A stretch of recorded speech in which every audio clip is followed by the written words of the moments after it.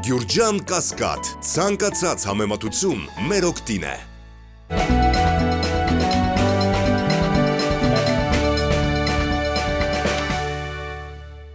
Բարև ձեզ։ Փաստինֆո եթերում շարունակում ենք հետևել միջազգային իրադրությանը։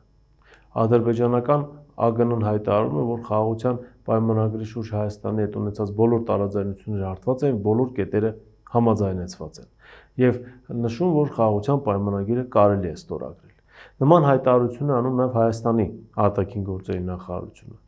Բայց իրականությունը կարծում եմ մի փոքր այլ է եւ դեռևս ողջևորվել ըստ էության պետք չէ։ Քանզի շատ հարցեր կան, որոնք դեռևս շարունակում են մնալ անպատասխան։ Հայաստանի արտաքին գործերի նախարարը ազգային ժողովում падգամավորների հետ հանդիպման ժամանակ նշում է, որ որևէ հարց կապված օրինակ փախստականների վերադարձի հետ, այլ հարցերի հետ չի քննարկվել եւ պայմանագրում ներառված չէ։ Բայց նույն փախստականների վերադարձի հարցը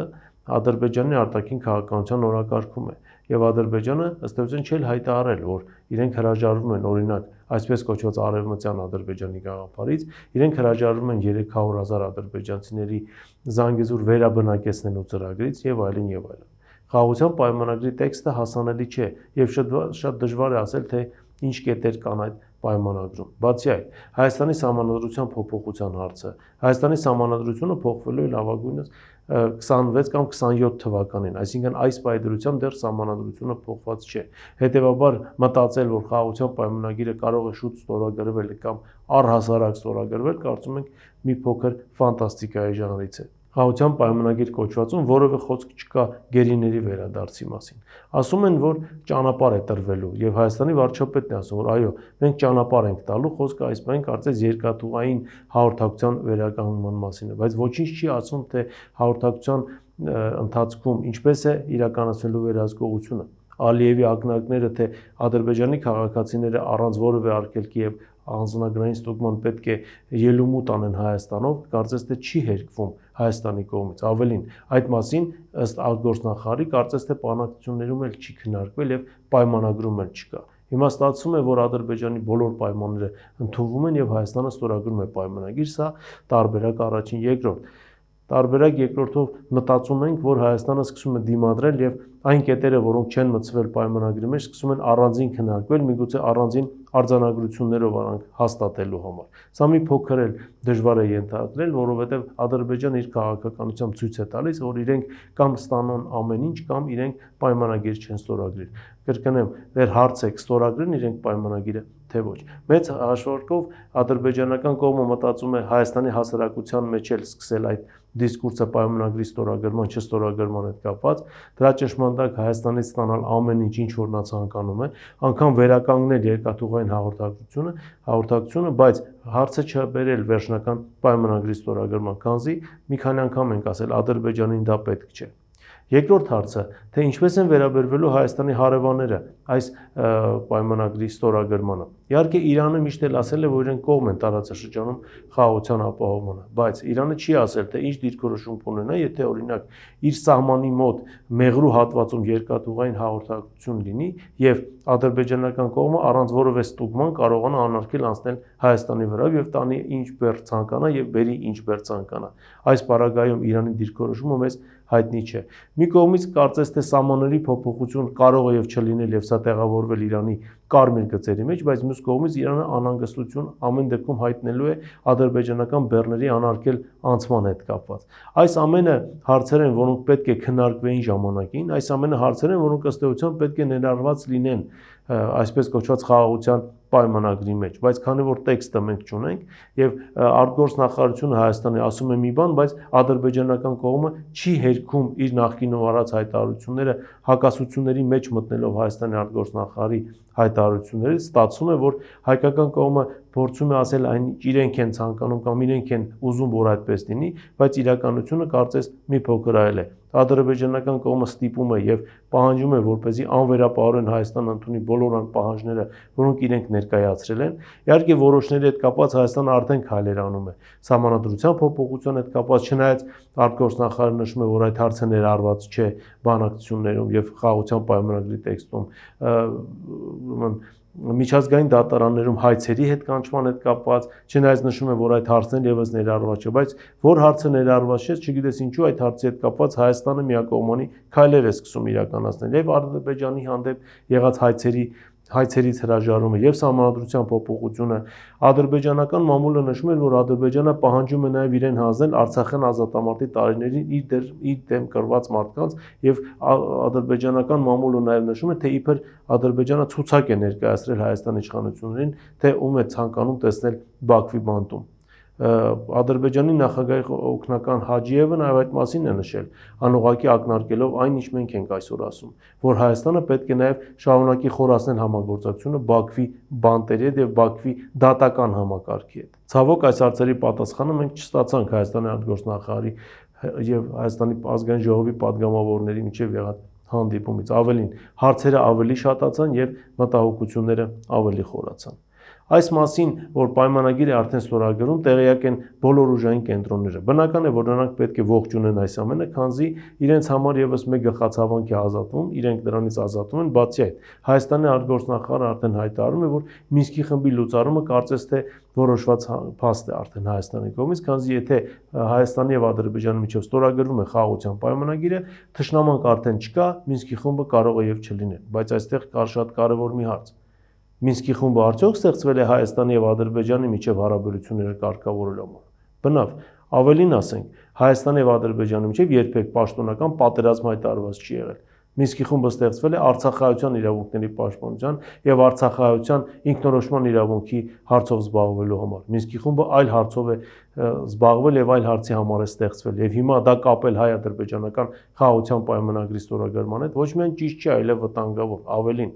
Ինչ է նշանակում խաղաղության պայմանագիր կամ ինչ է նշանակում հաշտության պայմանագիր։ Կրկնեմ, Հայաստանի եւ Ադրբեջանի միջև պաշտոնապես պատերազմ չի եղել, հետեւաբար խաղաղություն հաստատելու պայմանագրի կարիք էլ չկա։ Եղել է պատերազմ Ադրբեջանի եւ Արցախի միջև, իսկ Հայաստանը իբրև Արցախի անվտանգության երաշխավոր պետք է օգնություն ցուցաբերեր Արցախին եւ դա որոշ չափով արվել է, որոշ չափով ոչ, բայց պայմանագիրը պիտի ստորագրվեր Արցախի եւ Ադրբեջանի միջև եւ Հայաստանն այստեղ ըստ էության որևէ կապ չպետք է ունենար։ Բայց ունենք այն ինչ ունենք, թե ինչպես կզարգանան իրադարձությունները մենք առաջիկայում կտեսնենք, բայց մի տեսակ կասկածներ ունեմ, որ նոր հանգամանքներ են ի հայտ գալու հայ-ադրբեջանական այսպես կոչված խաղաղության պայմանագրից, նոր հանգամանքներ եւ կարող է հետագայում էլ պարզվել, որ կան գաղտնի արձանագրություններ եւ չհրապարակված կամ հրապարակման չընդհական արձանագրություններ, որտեղ ավելի կարեւոր հարցեր են ներառված, քան այսպես կոչված խաղաղության պայմանագրում։ Կապրենք, կտեսնենք, թե դրանից հետո իրադարձությունները ինչպես կզարգանան։ Մյուս թեման, որին ցանկանում եմ անդրադառնալ, կապ ունի Միացյալ Նահանգների Ռուսաստան հարաբերությունների հետ։ Աշխարհը սպասում էր Միացյալ Նահանգների եւ Ուկրաինայի ներկայացուցիչների հանդիպմանը Սաուդյան Արաբիայում, այն կայացավ։ Դրանից հետո Միացյալ Նահանգների նախագահ 30-օրյա հաշտություն ստորագրելու կամ զինադադար ստորագրելու առաջարկով հատուկ պատվիրակություն ուղարկեց Մոսկվա։ Մոսկվայից ստացված պատասխանը ըստ էության պարզեր, որ ինչ պատասխան է լինելու եւ բոլորն էլ հասկանում են, որ Ռուսաստանը այսպես չի դադարեցնելու ռազմական գործողությունները։ Ռուսաստանի նախագահը չմերժեց զինադադար ստորագրելու առաջարկը, բայց միևնույն ժամանակ նշեց, որ այնպիսի զինադադար պիտի ստորագրի, որ հետագայում կապահովի վերջնական եւ ամուր խաղաղության հաստատմանը։ Դրանից հետո, տեսնելով, որ իրավիճակը չի կարողանում իր ձեռքում պահել, Տրամպը այլ առաջարկով է հանդես գալիս, ինչպես ինքն է ասում, խնդրանքով ուղղված Ռուսաստանի նախագահին բաց թողնել այն 7000 շուրջ 7000 ուկրաինացի զինվորականների, որոնք այս պահին Կուրսկում հայտնվել են շրջափակման մեջ։ Պատասխանը շատ հստակ էր։ Զինվորականները պետք է գերի հանձնվեն եւ իբրև գերիներ փոխանցվեն Ռուսաստանի իրավապահ համակարգին, քանի որ Կուրսկի մարզում խաղաղ ազգաբնակության դեմ կատարված հանցագործությունների հետ կապված նրանց հետ որոշակի հարցեր ունեն պարզաբանելու։ Ավելին, Ռուսաստանի նախագահը նաև զինվորական հագուստով հայտնվեց Կուրսկում, ինչը նշան էր հենց նույն Միացյալ Նահանգներին, որ Ռուսաստանը հետ չի կանգնելու եւ ըստ էության մերժում է այսպես կոչված 30-օրյա զինադադարի մասին առաջարկը, քանզի այդ առաջարկի տակ որևէ հստակ առաջարկություն Ռուսաստանը չստացավ եւ մենք էլ միջազգային մամուլի ուսումնասիրությունից չհասկացանք, թե ինչի պատճառով 30-օրյա զինադադարը պետք է ստորագրվի եւ ինչ պետք է դրա փոխարեն օրինակ անի Ուկրաինան, մենք չտեսանք։ Ավելին, այդ օրերին, երբ քննարկումներ էր գնում, Մոսկվան ենթարկվեց հարձակման Ուկրաինայի կողմից անօթաչուների միջոցով, այսինքն Ուկրաինան գետնի վրա ցույց է տալիս, որ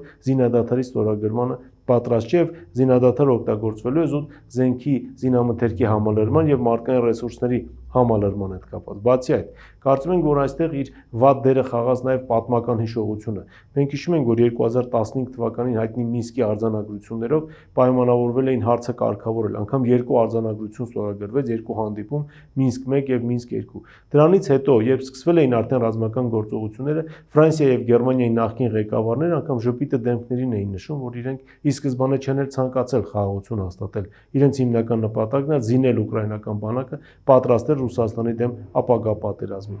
Իսկ այնինչ ասաց Տրամպը իր երեկվա մամուլի ասուլիսում լրագրողների հանդիպման ժամանակ, կարծում ենք, կարմիր թելի պես պետք է բոլոր պետությունների ղեկավարների համար լինի օրինակելի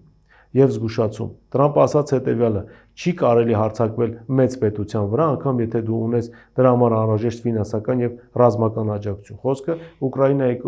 Ուկրաինային Բայդենի վարչակարգի կողմից հատկացված հսկայական ֆինանսական օգնություններ եւ տեխնիկան, բայց դա, ինչպես ասեց Տրամպը, եւս չօգնեց, որպեսզի Ուկրաինան ռազմաճակատում լուրջ հաջողություններ ունենա։ Հիմա կարծում ենք, որ իրավիճակը բոլորովին այլ կերպ է դասավորվելու։ Ուկրաինայի հարցում Ռուսաստանն է լինելու